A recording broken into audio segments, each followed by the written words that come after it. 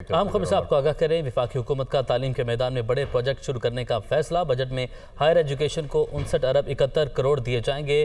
وفاق کی وزارت برائے تعلیم و پیشہ ورانہ تربیت کو 8 ارب 50 کروڑ دیے جائیں گے۔ اسی بارے میں مزید تفصیلات جان لیں گے، ہماری نمائندہ مریم الہی ہمارے ساتھ موجود ہے۔ مریم، بتائے گا محکمہ تعلیم کے لیے اس پر کیا رکھا گیا بجٹ میں؟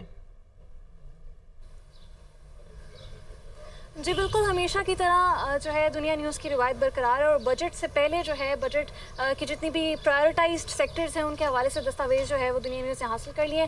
ایجوکیشن کے حوالے سے بات کر لی جائے تو اس دفعہ حکومت کی ترجیحات میں بہت زیادہ پرائیورٹائزڈ جو ہے دیکھا جا رہا ہے کہ ایجوکیشن سیکٹر کو کیا گیا ہے۔ ہائر ایجوکیشن کے لیے آپ کو بتائی چلوں کہ جو اس دفعہ بجٹ الوکیٹ ہوگا وہ ہوگا 59 بلین 71 کروڑ جو ہے ہائر ایجوکیشن کو دیا جائے گا، جس کے ساتھ ساتھ فیڈرل ایجوکیشن اور پروفیشنل ٹریننگ کی جو وزارت ہے اس کو جو ہے وہ 8 ارب 50 کروڑ روپے مختص کیے جائیں گے۔ اس کے ساتھ ساتھ کچھ نئے انیشیٹیوز جو ہیں وہ فیڈرل ایجوکیشن منسٹری کی جانب سے لیے جا رہے ہیں، جس میں سیدھا چیزیں آپ کو بتائی چلوں کہ آؤٹ آف اسکول چلڈرن کو لے کر ایک بہت بڑی ڈرائیو چلائی جا رہی ہے۔ ایک نیشنل لیول کا جو ہے فنڈ اس کے اوپر قائم کیا جا رہا ہے۔ اس کے لیے جو ہے جو اس کے اوپر لاگت آئے گی وہ 25 ارب 10 کروڑ روپے کی لاگت آئے گی، اور اسپیسیفکلی اسلام آباد میں جو اسکولوں سے باہر بچے ہیں، جو آؤٹ آف اسکول چلڈرن ہیں، ان کے لیے جو بجٹ ان کو ملے گا وہ ہوگا 50 کروڑ روپے جو ہے ان کو دیے جانے کا امکان ہے۔ اس کے ساتھ ساتھ آپ کو بھی بتا چلوں کہ مقبوضہ کشمیر کے جو اسٹوڈنٹس ہیں جو ان کے لیے بھی اس دفعہ تجاویز دی گئی ہیں کہ ان کے لیے بھی جو ہے ایک بڑی اماؤنٹ جو ہے وہ رکھی جائے۔ 20 کروڑ روپے جو ہے ان کے لیے ان کو جو اسکالرشپس دی جائیں گی اس کے لیے مختص کیے جا رہے ہیں۔ اس کے ساتھ ساتھ ڈیجیٹل اینڈ انوویشن ونگ کے لیے جو ہے 6 کروڑ 43 لاکھ جو ہے وہ اس وقت دیے جائیں گے۔ اور ایک اور چیز بہت شکریہ مریم الہی، آپ نے اپڈیٹ کیا۔ اہم ملاقات سے متعلق آپ کو اپڈیٹ کریں، وزیراعظم شہباز شریف سے وزیر خزانہ اسحاق ڈار کی قیادت میں معاشی ٹیم کی ملاقات ہوئی ہے۔ معاشی ٹیم نے وزیراعظم کو اقتصادی سروے برائے مالی سال 2022-23 پیش کیا۔ وزیراعظم نے معاشی ٹیم کی گزشتہ ایک برس میں ملکی معیشت کے استحکام اور ترقی کے لیے کوششوں کو سراہا۔ جاوید حسین ہمارے ساتھ موجود ہیں، ان سے اس ملاقات کا حوال جانتے ہیں۔ جی جاوید، بتائیے گا ملاقات میں کیا بات چیت ہوئی؟ جی دیکھیں، وزیراعظم شہباز شریف سے وزیر خزانہ اسحاق ڈار کی قیادت میں معاشی ٹیم کی ملاقات ہوئی ہے، اور معاشی ٹیم نے وزیراعظم کو اقتصادی سروے برائے مالی سال 2023 اور 22 پیش کیا ہے 22 اور 23 پیش کیا ہے۔ وزیراعظم نے معاشی ٹیم کی گزشتہ ایک سال میں ملکی معیشت کے استحکام اور ترقی کے لیے جو کوششیں ہیں ان کو سراہا، اور اس حوالے سے جو وزیراعظم آفس کی جانب سے تفصیل جاری ہوئی ہے اس میں بتایا گیا کہ گزشتہ حکومت کے چھوڑے گئے معاشی چیلنجز اور تاریخی سیلاب کے باوجود معاشی ٹیم کی ملکی معیشت کے لیے خدمات قابل ستائش ہیں۔ وزیراعظم نے یہ بھی کہا ہے کہ آئندہ بجٹ میں حکومت زرعی شعبے اور انفارمیشن ٹیکنالوجی کی جدت پر خطیر رقم جو ہے وہ سرمایہ کاری کرے گی، اور چھوٹے کسانوں کو اعلیٰ معیار کا بیج اور خودکار زرعی مشینری سے لیس کیا جائے گا۔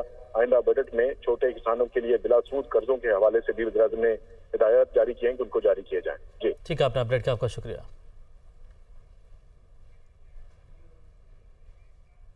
اور اب آپ کو بجٹ ٹرانسمیشن کے ساتھ جوائن کریں گے senior anchor person Ajmal چامی۔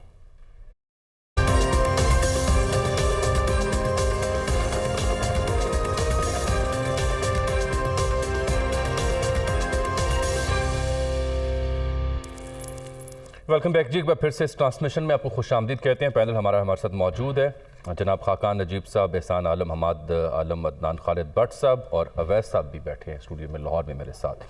Khaqan صاحب، ابھی کچھ دیر پہلے ڈار صاحب بھی ملے ہیں پرائم منسٹر سے، آبویسلی جو اکنامک سروے ہے اس کی خرد و خال سے آگاہ کیا ہوگا، آئی ٹی سیکٹر کا بتایا جا رہا ہے، زراعت کے بارے میں، انڈسٹری کے بارے میں بتایا جا رہا ہے کہ کیا پیکیجز ہیں جو پرپوز کرنے جا رہے ہیں، لیکن وہ جو گیون نمبرز تھے کہ ڈیفیسٹ کتنا ہے ارننگ میں اور آپ کے محصولات میں اور دیگر معاملات میں، اس بابت کچھ نہیں بتایا جا رہا کہ وہ کیسے پورے کیے جائیں گے جب آئی ایم ایف بھی نہیں ہوگا۔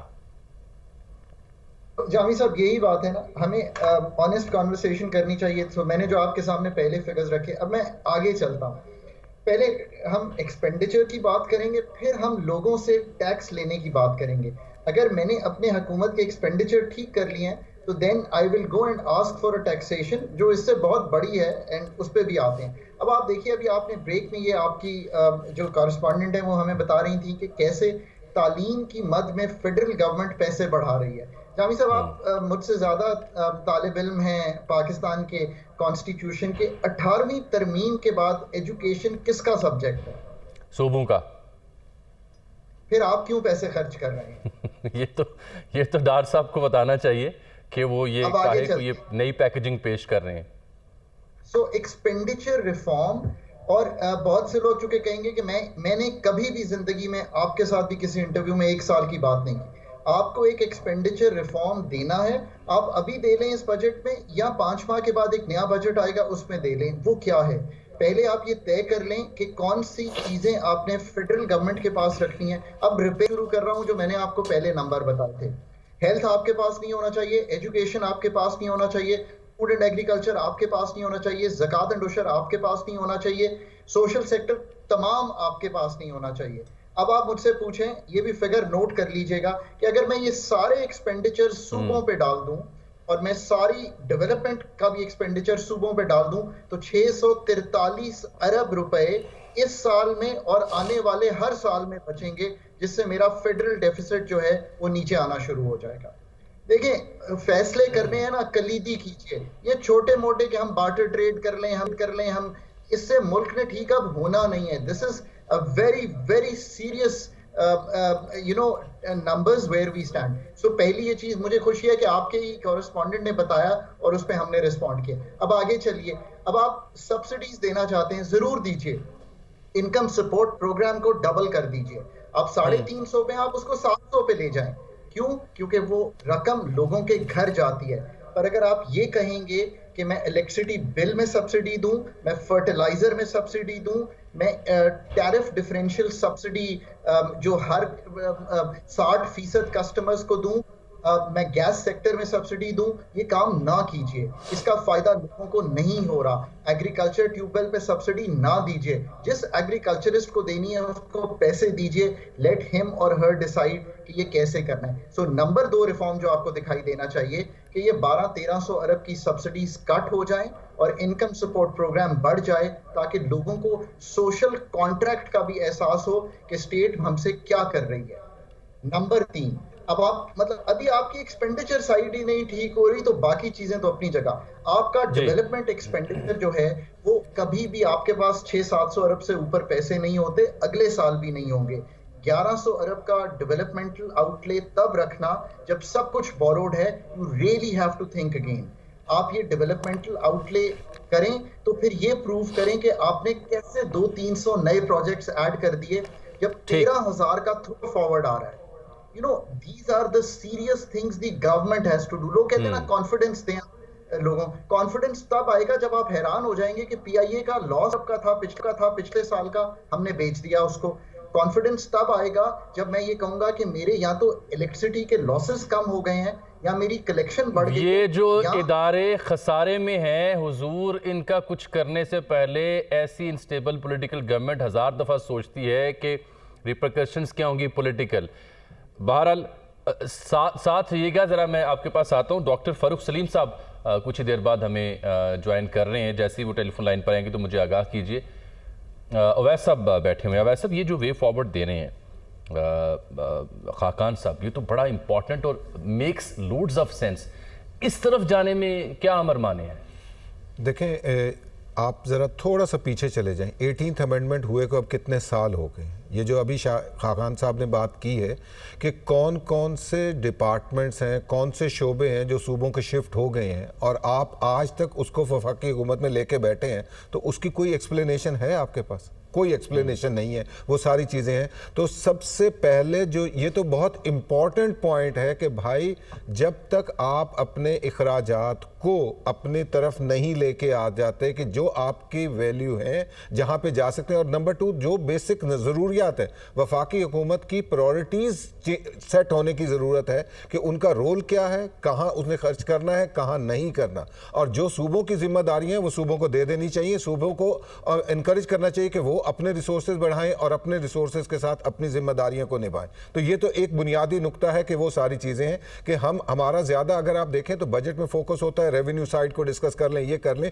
لیکن ایکسپینس سائیڈ بھی اتنی ہی اہم ہے. کیونکہ جیسے آپ نے بات شروع میں کی تھی کہ اگر آپ کا ٹوٹل جو موجودہ سال ہے اس میں 7,000 ارب کی کلیکشن ہے, 7,000 ارب کا انٹرسٹ پیمنٹ ہے, تو اس کے بعد باقی خرچے کہاں سے ہونے ہیں. تو اس ساری چیز کو لے کے چلنے کی ضرورت ہے کہ ایکسپینسز کو ٹھیک کرنا ہے. ڈاکٹر فاروق سلیم صاحب نے ہمیں جوائن کیا. ڈاکٹر صاحب مینی تھینکس, آپ نے ہمیں وقت دیا. آپ کی جو پروجیکشنز ہیں, گرافیکل پریزنٹیشنز ہیں تھرو سوشل میڈیا, آپ کی جو ٹائم لائن پہ دستیاب ہوتی ہے اکانومی کی انڈیکیشنز, بڑی انکریڈیبل اس میں انسائٹ ہوتی ہے. آپ ایک عرصے سے اس اکانومی کو دیکھ رہے ہیں اور ریسنٹ انسٹیبلٹی کو مانیٹر کر رہے ہیں. اب ہم کھڑے کہاں ہیں اور اس بجٹ میں آگے کیا ہونے جا رہا ہے اور اگلا سال کیسا گزرے گا؟ یہ دو سوال ہیں. ایک تو آپ نے کہا کہ ہم کھڑے کہاں ہیں اور دوسرا بجٹ کے حوالے سے تھا. جی دیکھیے 3 اشاریے جو ریسنٹلی آئے ہیں معیشت کے حوالے سے، ان میں سے ایک یہ ہے کہ جو ڈیزل کی کنزمپشن ہے پاکستان کے اندر وہ پچھلے ماہ لگ بھگ 50% گر گئی.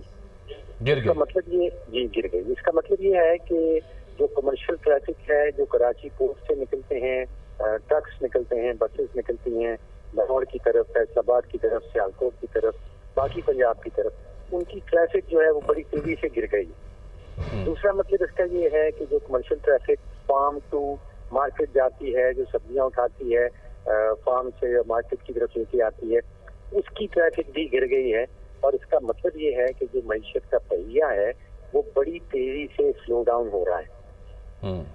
دوسرا ایک جو مہنگائی کی خبر ہم ہمیشہ پڑھتے رہتے ہیں، سنتے رہتے ہیں، وہ پاکستان کی 75 سالہ معاشی تاریخ میں جو خوراک کی قیمتیں ہیں وہ کوئی 52% سال بھر میں ان کی قیمتوں میں اضافہ آیا ہے. اس کا مطلب 52%، 52%.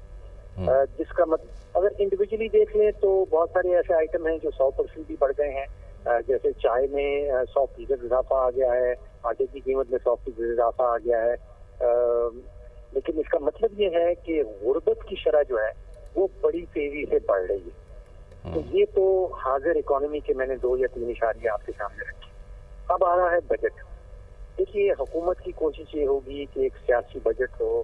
حکومت کی کوشش ہوگی کہ ایک ایسا بجٹ ہو جس میں ریلیف کے متعلق کچھ اعلانات کیے جائیں.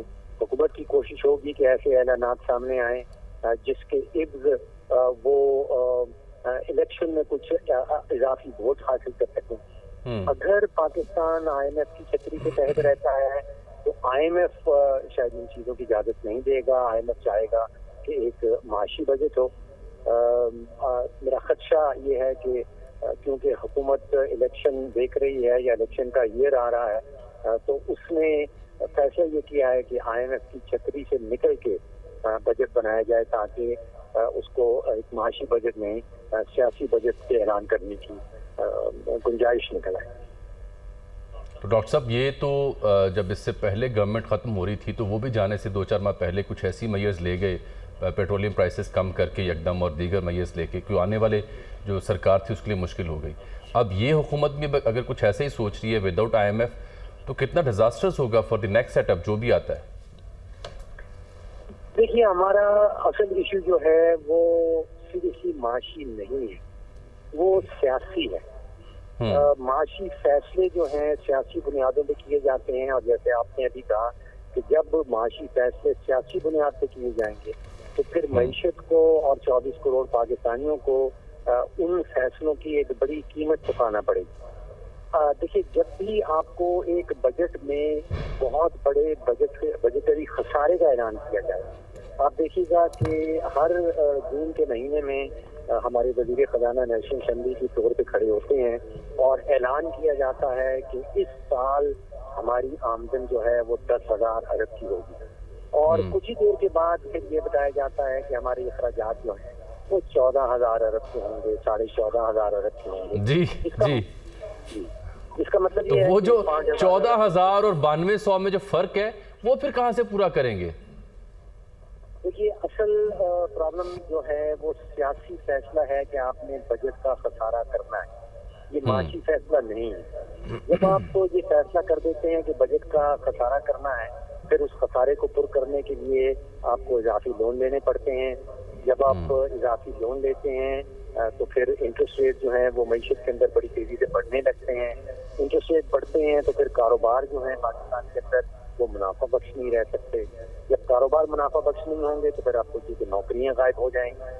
جب 5 یا 6,000 ارب کا بجٹ کا خسارہ ہوگا تو پھر حکومت کو نوٹ چھاپنے پڑیں گے.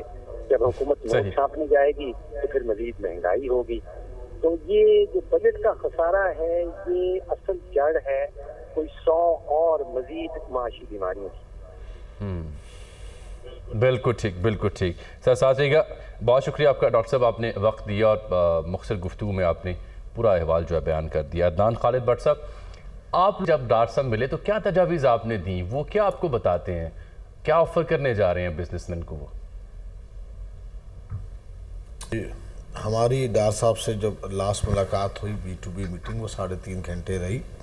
आपने एक सवाल किया था ब्रेक से पहले कि बार्टर ट्रेड एग्रीमेंट्स के तहत हम क्या एक्सपोर्ट कर सकते हैं। जी हाँ, ये दोनों सवालों का जवाब SRO 642 के जी हाँ SRO 642 के तहत हम 30 आइटम्स को पाकिस्तान से एक्सपोर्ट कर सकते हैं। अफगानिस्तान, ईरान और रशिया, जो ये अनटैप मार्केट जो ओपन हुई है, इसके अंदर मोटर बाइक्स हैं, इसमें लेदर गारमेंट्स हैं, इसमें रेडीमेड गारमेंट्स हैं, इसमें मिल्क है, क्रीम है और पेपर बोट्स हैं, फार्मास्यूटिकल्स हैं और बहुत सी चीज़ें हैं जो हम इस मार्केट से पोटेंशियल से हासिल कर सकते हैं। ठीक, डार साहब से हमने ये कहा कि डार साहब से हमने जो बात की कि टैक्स बेस्ड सिस्टम को आप ब्रॉडर स्केल पे करें, जो टैक्स सिस्टम में नहीं है उन्हें टैक्स में लाएं। हम टैक्स के ख़िलाफ़ नहीं, हम टैक्स देना चाहते हैं, पर उनके साथ हमें करें जो टैक्स सिस्टम के से बाहर है, जो टैक्स दिए बगैर हर चीज़ को एंजॉय कर रहे हैं। तीसरी बात हमने उन्हें कही कि जिस तरह हाई मार्कअप है, इसे आप लो मार्कअप पे लाएं ताकि इंडस्ट्री का सर्वाइवल हो सके।